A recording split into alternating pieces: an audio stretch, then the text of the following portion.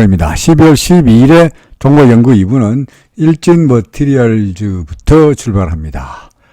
아이고, 포메탈 등등등등 해가지고 종목도 무지하게 또 기다리고 있습니다. 그렇죠? 몇 개나 있나요? 테슬라까지 해야 되니까, 22개인가요? 24개인가요? 뭐, 그렇습니다. 열심히 하겠습니다. 자, 일진 머티리얼즈입니다. 특별하게 뭐, 댓글을 다신 내용이 없고 그냥 봐달라 하셨는데요. 지난번에 제가 말씀을 드릴 때 어떻게 분석했냐니까 이거 이때쯤으로 예상이 되는데 구름 안에서 왔다 갔다 하다가 나가지 않겠냐 뭐 이렇게 그린 것 같아요. 그죠? 나갔다가 조정받고 다시 가지 않겠냐 뭐 이렇게 말씀드린 것 같은데 이후에 진짜로 구름 안에서 왔다 갔다 하다가 저는 이렇게 나갈 줄 알았는데 이렇게 못 나가고 좀 더 옆으로 헤맸죠. 약간 조정을 받고 제가 예상했던 날짜보다 조금 한 일주일 좀 늦었나요? 그러고는 드디어 구름을 나왔죠. 뭐 예상되는 시나리오는 이제 다 됐죠. 이제 어떻게 됩니까? 가다가 조정받고 가든지 뭐 이렇게 되겠죠. 그죠?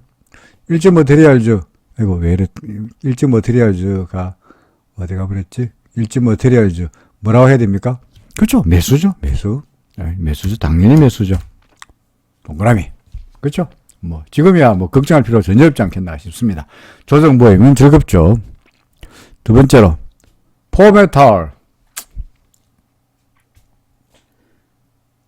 차트 보고 매수했는데 자신이 없으셨다라고 하셨거든요. 차트 보고 매수했는데 자신이 없다. 크게 확대해서 볼까요? 차트 보고 매수했다. 차트 보고 매수했다는 얘기는 구름 밖으로 나갔고 기준선 전환선 위고 다 좋은데 하나 안 봤네. 우행스팬을 안 봤네요. 그죠? 우행스팬을 보면은 아마도 우행스팬으로 본다면 이렇게 저항을 좀 예상이 되고요. 당장의 주가가 팍 올라가기보다는 좀 버벅거릴 공사를 좀 있어 보이고요. 그 다음에 또 하나가 위에 구름이 얇으니까 그죠? 구름이 얇으니까 잘못하면은 구름 밑으로 내려갈 가능성도 있죠. 근데 매수는 뭐 별 문제 없이 잘 하셨다고 생각하고요. 앞으로부터의 대처가 관리. 네? 앞으로 주가라는 게 항상 우리의 희망대로 움직이는 것이 아니라 어떻게 움직입니까? 어떻게 움직이느냐? 그죠? 이게 중요한 거니까 우리의 대처가 중요하지 않겠나 생각됩니다. 그렇죠? 그래서 뭐 저로서야 지금으로 봐서는 뭐 계속해서 보유한다는 측면에서는 뭐 문제가 이론의 여지가 없어 보이고요. 그죠? 대처를 어떻게 할 거냐가 중요한데 글쎄요. 일단 뭐 구름이 무너지거나 구름 밑으로 내려가면은 매도 타는 정도 같으면 리스크는 그다지 크지 않으리라고 생각이 됩니다. 그렇죠. 뭐 리스크를 해봤자 구름 밑으로 내려가면 팔면 되는 거니까 리스크는 크지 않으니까 잘 매수하시다 생각이 되고요. 오히려 물론 위에 후행스팬이 건들리다 보니까 당장의 주가가 급등하는 모습보다는 횡보할 가능성이 높아 보이긴 합니다만은 구름 밑으로 안 내려간다 그러면은 계속해서 보유하여도 무리가 없으리라고 생각이 되네요. 그렇죠? 그래서 저는 뭐 매수 관점으로 여전히 대응하고 싶네요. 구름 밑으로 내려가면 파시는 거는 뭐 차트 보고 하셨으니까 아시리라고 생각되니까 길게 더 이상 말씀드리지 않겠습니다. 모바일 어플라이언스입니다. 또 뭐 모바일 어플라이언스도 구름 위에 있으니까 그죠? 구름 위에 있고 계속해서 당장 이제 기준선을 넘기지 못했으니까 지난번에 시나리오가 조정을 보이다가 구름 하단에서 지지받고 돌아갈 거다라고 봤는데 구름 하단까지 안 내려갔네요. 그죠? 구름 상단에서 지지를 받고 돌아서는 모습이니까 뭐 역시 상승이 예상되긴 합니다. 다만 이 종목도 위에 후행스표로 본다면 위쪽으로 다소간 좀 저항은 좀 예상되니까 단박에 가기보다는 좀 시간이 걸리려고 보여지네요. 구름은 위쪽으로 올라왔는데 기준선을 넘기지 못했기 때문에 이 종목은 다른 분들한테는 적극 매수를 말하기보다는 조금만 사세요. 그러다가 기준선 넘기면 다 사세요 정도죠. 상승세가 나타나기는 약간의 시간이 필요할 것 같습니다만 시간이 그렇습니다만은 뭐 RSI 아직까지 멀었으니까 충분히 더 상승할 수 있는 여력은 있다고 보여집니다. 네페스 한 번 더 뭐 여기 없어서 없어서 질문을 하신다고 하셨습니다만, 캔들이 구름의 지지를 받고 있죠. 왜 없던다고. 저희 제가 낙생한 거 보니까, 뭐 분석을 했네요. 줄 덮어놓은 거 보니까. 어쨌든 간에 구름 받고 나갔고요. 그 여기 지지를 받고 있으니까 다시 올라갈 가능성이 있어요. 실제로 그렇게 되고 있고요. 언제가 매수 타임이냐? 지금도 사면 되죠. 그죠? 지금도 사면 되죠. 언제, 기다릴 거 없이 계속해서 오르면 오르는 대로 내리면 더 좋은 거고요. 제가 내려봤자 기준선이고, 내려봤자 절한선일 테니까, 이 안에 왔다 갔다 할 테니까, 내려오면 더 좋은 거고, 올라가도 여전히 매수 관점으로 대응하는 것이 좋지 않겠나 싶습니다. 오르면 오르는 대로, 내리면 내린 대로 따라가고 싶습니다. 역시 RSI 아직까지는 괜찮아 보인다. 이거 문제 없어 보인다는 이야기죠. 그렇죠? 자, 한미 반도체입니다. 아니, 종목들이 다 왜 이래요? 예? 왜 불만스럽습니까? 물어볼 필요가 없잖아요, 그죠? 구름 받고 나간 종목, 일진머터리얼, 구름 받고 나갔네. 뭐가 걱정입니까? 포메탈, 구름 위죠? 구름 밑으로 내려가면 차트 보고 하셨다니까. 구름 밑으로 내려가면 팔 생각이라면 마찬가지. 그 다음에, 네페스, 구름 위로 날아가고 있잖아요. 그 다음에, 한미 반도체, 구름 위로 날아가고 있고, 기존선은 이거 신나게 나가고 있는데, 뭐가 걱정인지 모르겠습니다. 여전히 또 좋아 보이죠? 길게 말씀드릴 것도 없죠, 그죠? 3,000단, RSI가 좀 과열권이다? 그럼, 조정을 보일지도 모르겠네요. 보이면 좋죠, 지가 이 정도 올 테니까. 오면 또, 야호하고 사는 거고요. 걱정할 필요 없다고 보여집니다. 3,000당 제약입니다. 이 종목도 마찬가지입니다. 이날 음선 생겼고, RSI가 살짝 밑으로 내려가니까, 이 종목은 글쎄요, 조정이 있겠네. 있어봤자, 이런 정도 아니겠습니까? 그죠? 그래서 만약에 최악의 경우에, 그럴 가능성은 없습니다만, 혹시나 기준선 밑으로 내려가 버리면 구름이 얇으니까, 그때는 타진 매도 해야 되겠죠. 나중에 이야기입니다. 지금 이야기 전혀 아니죠. 그래서 지금은 여전히 조정을 보이겠지만, 올라갈 걸로 보여진다. 조정이 끝난 다음에 올라갈 거 보여진다는 이야기죠. 한국전력입니다. 똑같죠? 그죠? 똑같죠? 3,000단 제하고 그림하고 똑같네요. 나가다가 음선 생겼으니까 조정 보이겠네. 그죠? 한국전력 올라가다가 음선 생겼으니까 조정 보이겠네. 요때하고 똑같죠, 요때하고. 며칠 전에 올라가다가 음선 그려지면서 RSI 꺾이면서 조정 보이겠네. 지가 가봤자 절한선이고 지가 가봤자 기준선이 아니겠냐. 실제로 기준선에 딱 닿고 다시 바바방 올라가고 있죠. 그죠? 그러니까 여기도 지금도 조정을 보여봤자 크게 걱정할 필요가 없지 않겠냐라는 이야기죠. 역시도 동그라미입니다. 잘못하면은 모바일 어플라이언스를 갖다가 결선 마크를 지워버리면, 이 물음표를 지워버렸으면, 하나, 둘, 셋, 넷, 다섯, 연장으로 해서 연속으로 동그라미가 7개가 나오는 건데, 분하다. 모바일 어플라이언스. 그죠? 그 다음에, 파트론입니다. 파트론은 어떻습니까? 구름을 넘기려고 지금 열심히 의샤 시도하고는 있네요. 심플하게 봐가지고. 그렇죠? 구름을 넘기려고 의샤 시도하고 있는데, 일단은 후행스팬이 캔들 위로 올라갔으니까 위쪽에 저항선은 사라졌는데 그래도 여전히 구름에 대한 저항은 있어 보여지니까 의샤 올라가겠네요. 아래쪽으로 지지가 나타나고 있다고 제가 그려놨네요. 그죠? 그러니까 밑으로 내려갈 가능성보다는 위로 올라갈 가능성에 훨씬 더 무게를 두고 싶습니다. 기준선이 우리의 판단 근거가 되니까 구름 아래니까 단박에 올라가기보다는 얘가 왔다 갔다 하면 시간을 끌다가 올라가긴 하겠는데 나빠 보이진 않죠. 구름 바깥이 아니니까 적극 매수는 아니더라도 기준선 위라서 타진 매수. 그렇죠. 타진 매수. 제넥신입니다. 제넥신은 유상증자 했는데 유상증자를 발표했는데 유상증자가 주가에 미치는 영향을 뭘까요? 통상적으로 유상증자는 주가에는 악재로 작용하는 경우가 많아요.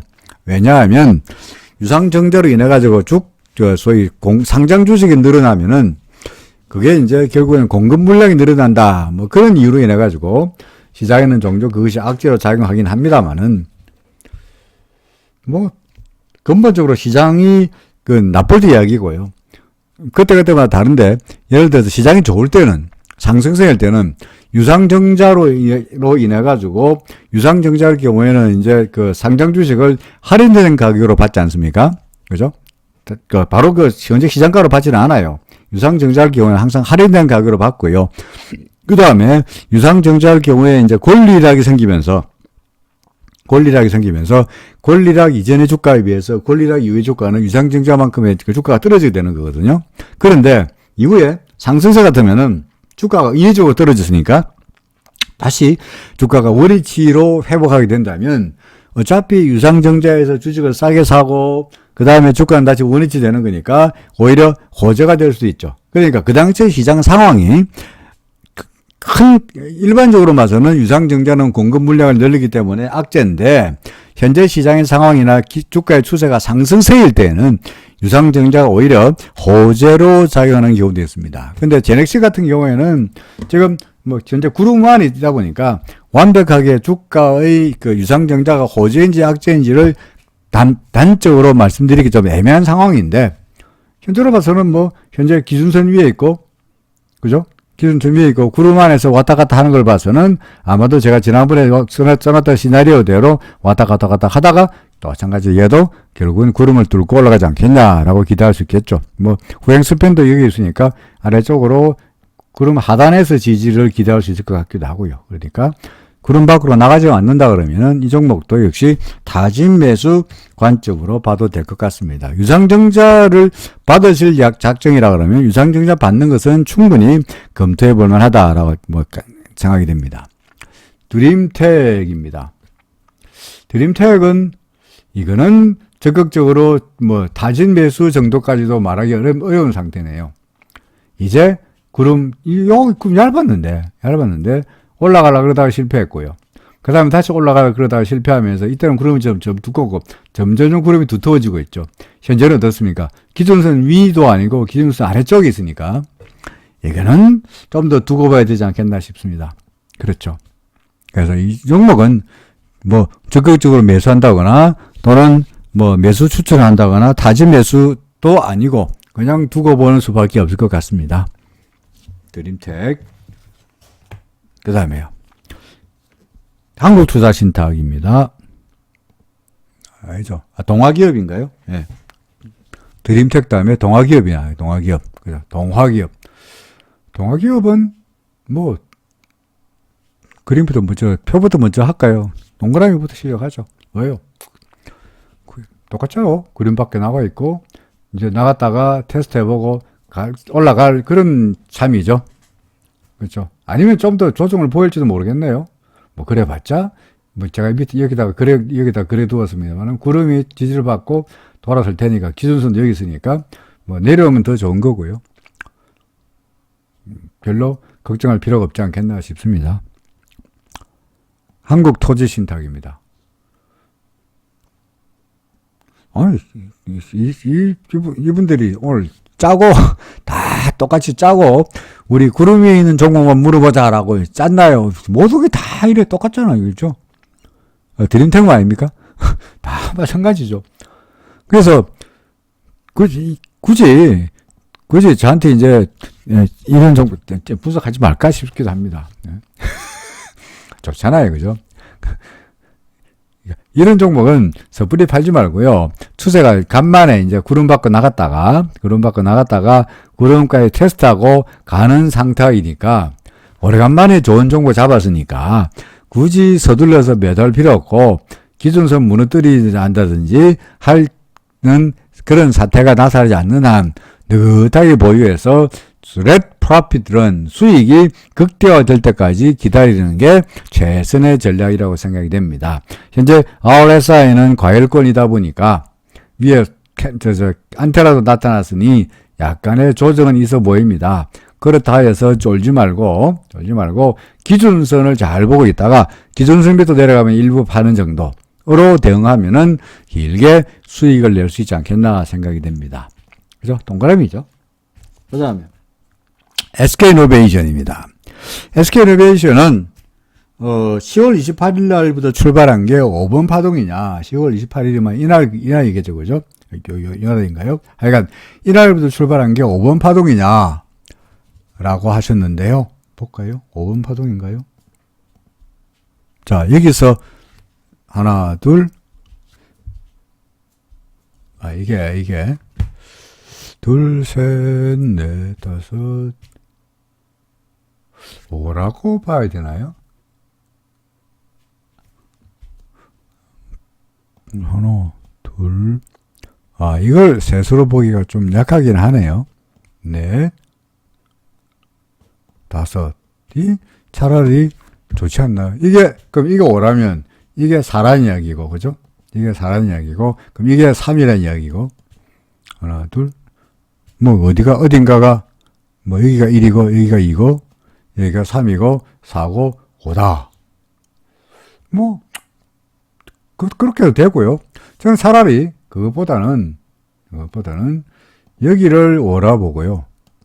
1, 아까 보였듯이 1, 2, 3, 4, 5로 보고, 그 다음에 A, B, C 조정이 있고, 새로운, 1에 1, 1에 2, 1에 3, 1에 4, 1에 5 정도로 보는 것이 좀 더 타당하지 않겠나 싶습니다. 1, 2, 3, 4, 5.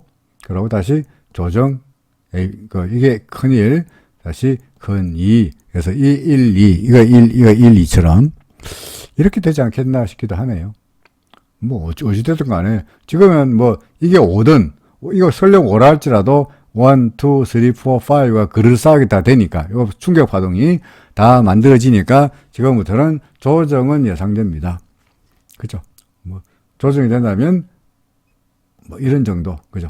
이런 정도. 4번 파동의 바닥이 여기니까, 되게 이런 정도, 전환선, 아니면 좀 더 내려오면 기준선, 정도가 조정의 목표치라고 보는 것이 좋지 않겠나 싶습니다. 여전히 그래도 똑같죠. 기준선 위이고 구름 위이고니까 우리가 조정을 보이면은 즐겁다는 관점에서 여전히 조정을 보일 때마다 매수 관점으로 대응하는 전략이다라는 거죠. 그죠? 그 다음에 신풍제약입니다. 신풍제약은 급등할 때는 좋았는데 며칠 올라가다가 길다란 짱대 음수로 나타났죠. 질문하신 분은 짱대 음설이 나타났으니까 좀 불안하다. 기존선을 무너뜨리지 않았으니까 계속 보여야 할 텐데 제 분석을 듣고 싶다라고 하셨는데요. RSI가 매도 신호 나타났으니까 전에 여기 요때도 그렇고 저도 그렇고 RSI가 매도 신호 나타난 이후에 좀 밀렸으니까 얘도 RSI가 매도 신호 나타났으니까 좀 밀리지 않겠나 싶습니다. 그죠? 그래봤자 여전히 구름도 있으니까 구름도 두터우니까 근본적으로 시장이 얘가 하락으로 돌아설 가능성은 좀 희박하지 않겠나 싶습니다. 다만 지난번에 요때 이렇게 이해해야 될 것 같아요.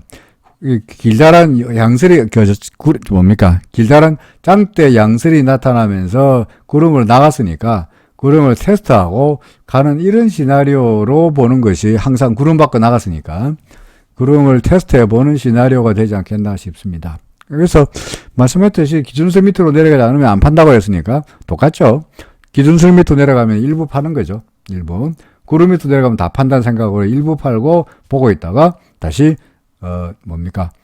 구름 위로 기준선 위로 올라가면은 다시 추가로 매수하는 전략 정도가 안전한 전략이 아니겠느냐 싶습니다.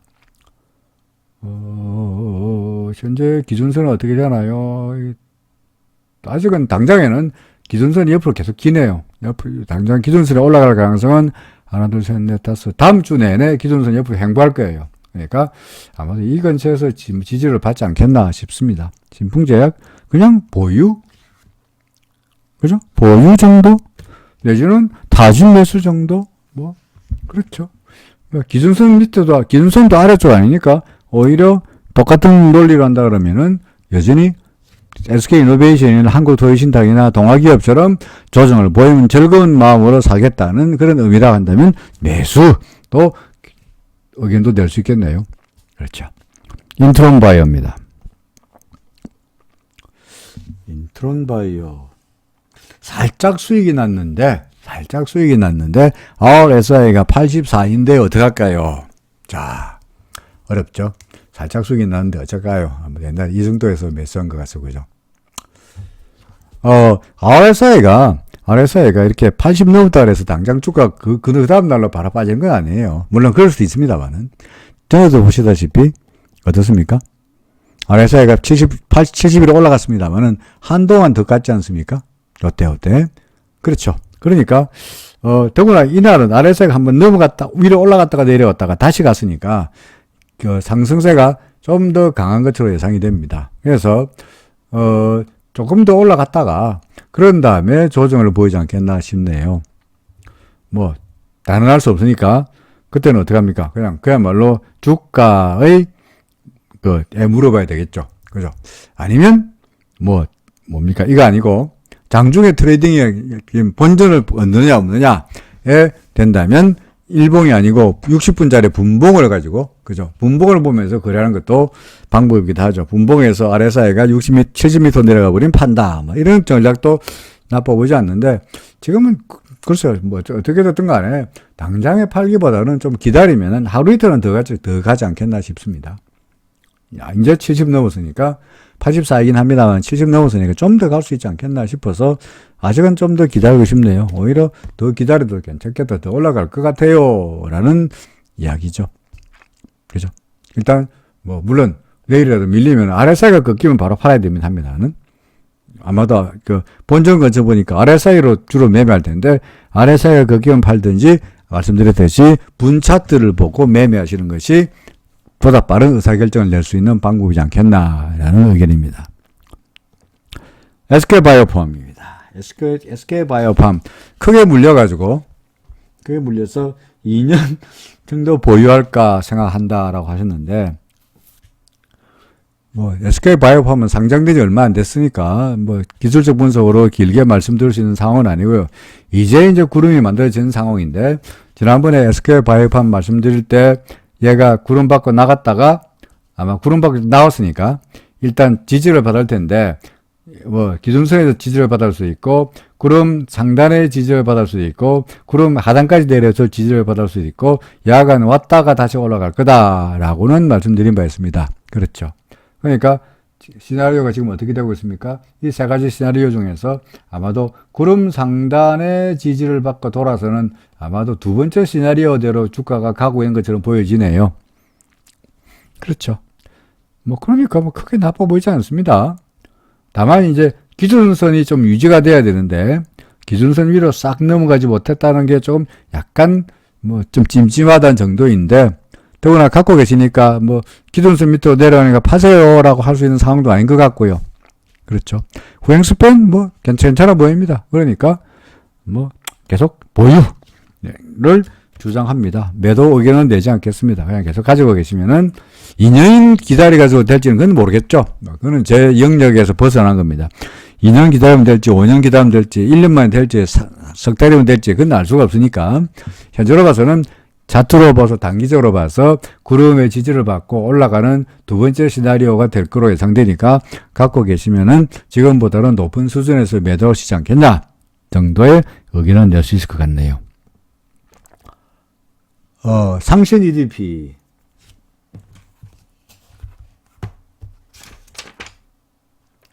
상신 EDP도 저는 지난번에 말씀드릴 때는 얘가 구름 밖으로 나갔다가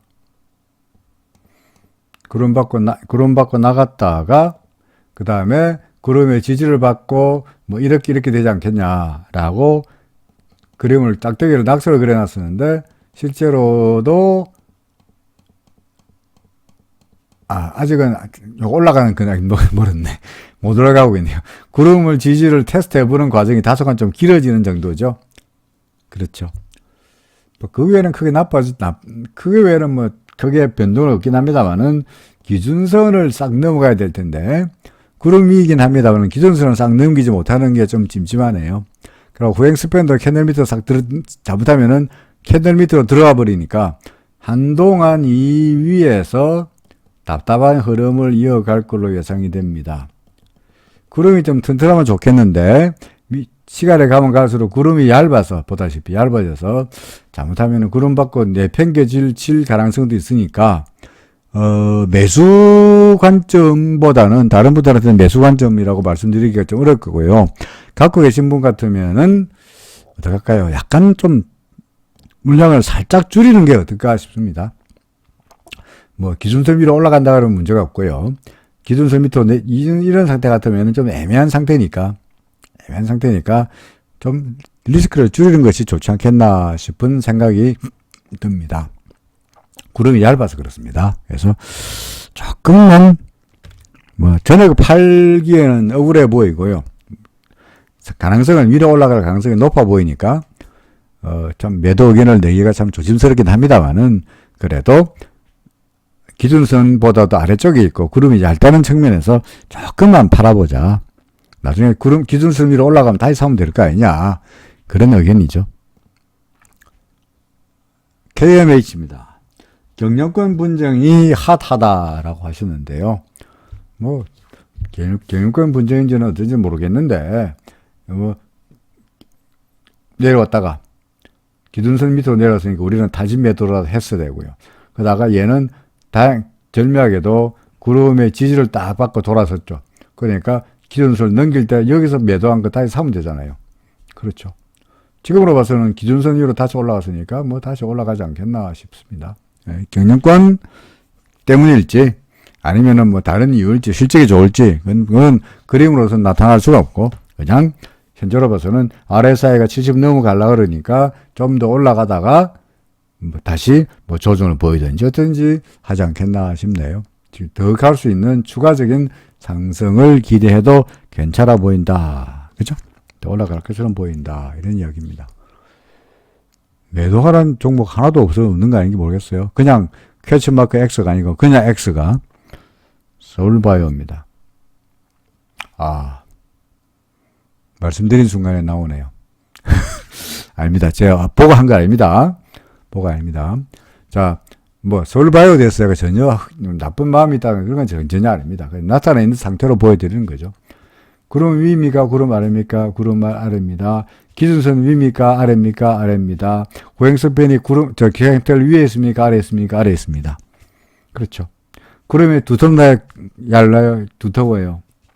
따라서 얘가 구름 위로 넘어기어서 상승세로 나타나기에는 상당한 시간이 걸려 보이죠. 그 수많은 종목, 한국전력, 동화기업, 한국도시신탁, SK이노베이션, 신풍제약 수많은 종목들이 있는데 구름이 답답해 보이는 종목을 더욱더욱 횡보하는 종목을 가지고 있으면서 속을 끓일 필요가 뭐 있겠느냐는 거죠. 더구나 후행수표는 캔들 밑에 있으니까 아마도 쟤는 여기서 저항을 받으면서 상당히 또 오랜 기간을 이쪽에서 저항을 받고 답답한 흐름을 보일 거로 예상이 됩니다. 매도입니다. 매도하고 차라리 그 돈으로 SK바이오나 인트론바이오나 신풍제약이나 SK이노베이션이나 한국 등등등의 종목이 조정을 보일 때마다 매수 관점으로 대응하면은 여기서 손해본 것만큼을 이런 종목에서 충분히 본전 이상으로 만회할 수 있지 않겠나 싶습니다. 빨리 팔고 싶습니다. 유나이티드 제약입니다. 똑같은 의견입니다. 빨리 매도부터 쓰고 봅니다. 왜요? 똑같죠? 구름 밑에 있고, 기준선 밑에 있고, 후행수표는 캔들 밑에 있고, 구름은 답답해 보이고요. 그렇죠. 그러니까, 아까 일부에서 그랬던가요? 급등한 종목의 경우에, 보세요. 제가 여러분들 공부 삼아 말씀드리는 건데, 보세요. 급등했죠, 그죠? 며칠 동안 계속 이 종목은 상승했잖아요. 갭도 나타나면서 올라갔죠. 난리도 아니었습니다. 그러다가 이날 위로 안테나가 나타나고요. 그죠? 그러면서 주가가 그 다음날 이날 안테나가 나타나면서 음선 나타나고 이틀 빠지면서 소위 이제 여기서 끌어왔던 세력들이 이제 다 빠져나가고요. 그리고 RSI가 밀리 내려가고 그리고 주가가 밀리죠. 물론 그러다가 주가가 바로 밀리지는 않아요. 다시 한번 으쌰으쌰해서 올라가 봅니다. 으쌰으쌰. 그동안에 상승세가 있었기 때문에 그 상승에 대한 급등에 대한 미련 때문이라도 한 번 더 올려봐요. 올려보는데 이 올려봤자 크게 가지 못하고 하락세로 돌아서더니 여기 기준선인데 기준선 밑으로 밀리죠. 그죠? 그러면 이제 뭡니까? 얘가 이렇게 돼서 그룹을 막고 이렇게 가야 될 텐데 이 그룹이 얇으니까 잘못하면 구름 밑으로 내려가 버리면 골치 아파지는 건데, 지금 유나이티드 제약 같은 경우에는 어떻게 됐냐니까 얇은 구름 밑으로 내려가 버리죠. 해피령은 이렇게 안 타고 이렇게 못 타고 올라가고 얇은 구름 밑으로 내려가 버립니다. 그러면 이제 골치 아파지는 겁니다. 이후에 스토리를 보면은 우리가 알다시피 이런 상황을 맞게 되는 거죠. 구름이 점점점 두터워지고 있습니다. 그러니까 급등했다가 내려오다가 이렇게 구름이 얇은 종목을 만나게 된다면 우리는 웬만하면은 언제 여기서 기준선 무너뜨렸을 때 아니면 여기서 구름 무너질 때 여기서 다 팔아야 되는 거죠. 그죠? 그러면 이때 안 팔았으면 이후에 어떻게 되느냐, 안 팔아 어떻게 되느냐 보다시피 계속 답답한 흐름이죠. 넘어가더라도 구름이 두터워지니까 내려올 때는 구름이 얇아서 금방 내려왔는데 올라갈 때는 아이고 답답해 보이죠. 그래서 매도입니다. 빨리 팔고 그 돈 가지고 딴 거 사라. 그죠? 그 다음에 현대로템입니다. 현대로템. 현대로템은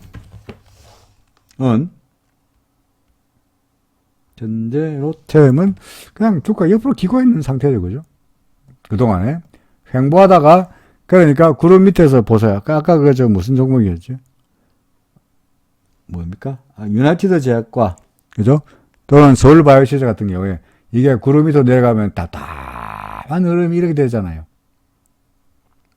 이 세월을 버텨야 되는 거죠.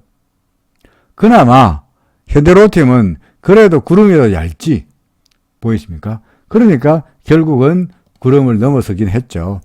그죠? 그러니까 이 장관 세월을 갖다가 갑갑하면 속을 끓여야 됐다는 거죠.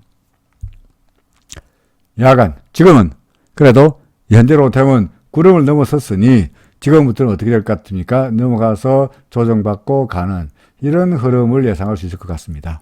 그렇죠? 그러니까 지금은 이제 좋아 보이니까 지금부터는 뭐 답답하던 세월은 끝났고 이제 다시 상승세가 예상이 되고요.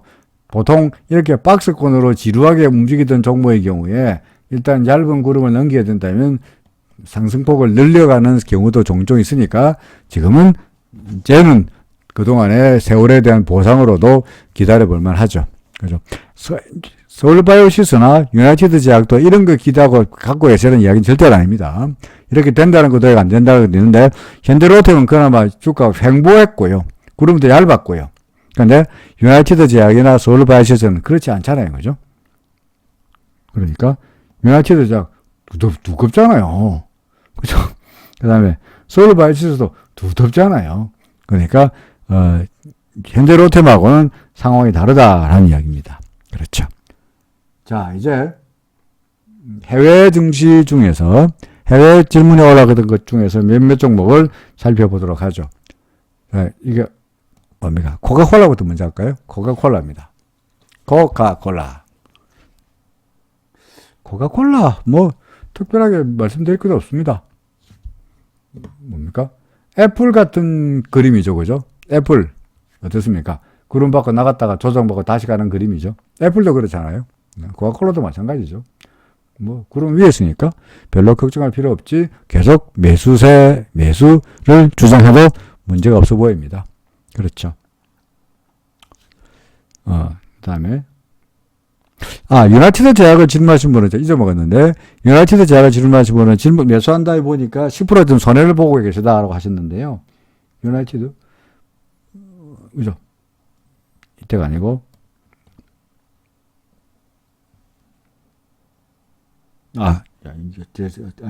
유나이티드 제약은 기준선에 상승한 걸 보고 있다고 하셨는데 기준선 상승하려고 그러면은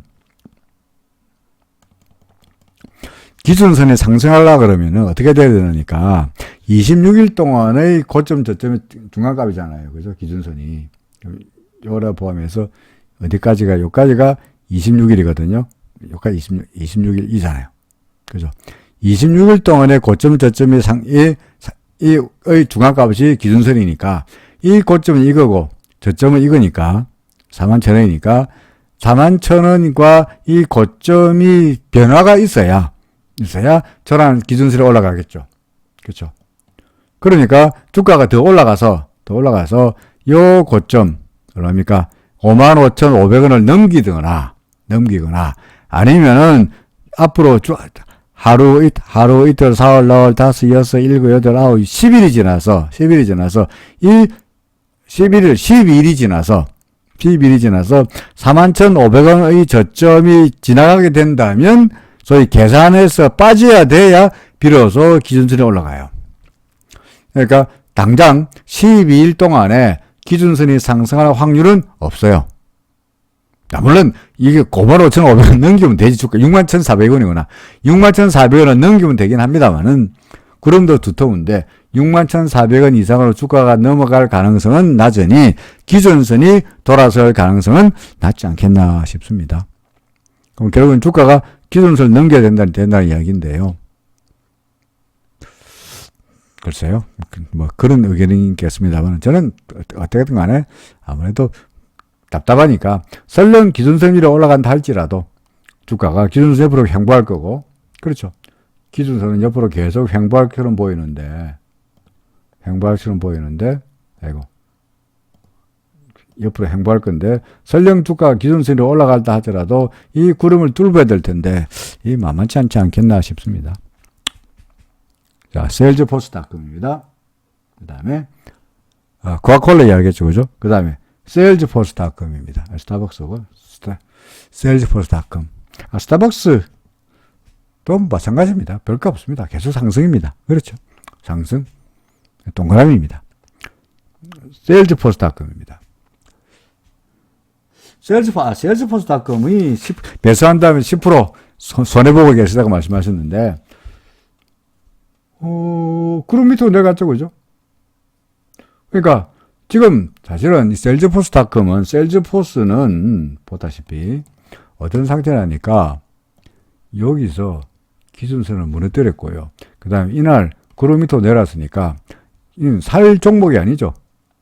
만약에 샀다면 기준선 밑으로 내려왔을 때 여기가 타진 매도, 그죠? 그리고 그룹 밑으로 내려가면은 전액 매도로 해야 되는 거죠.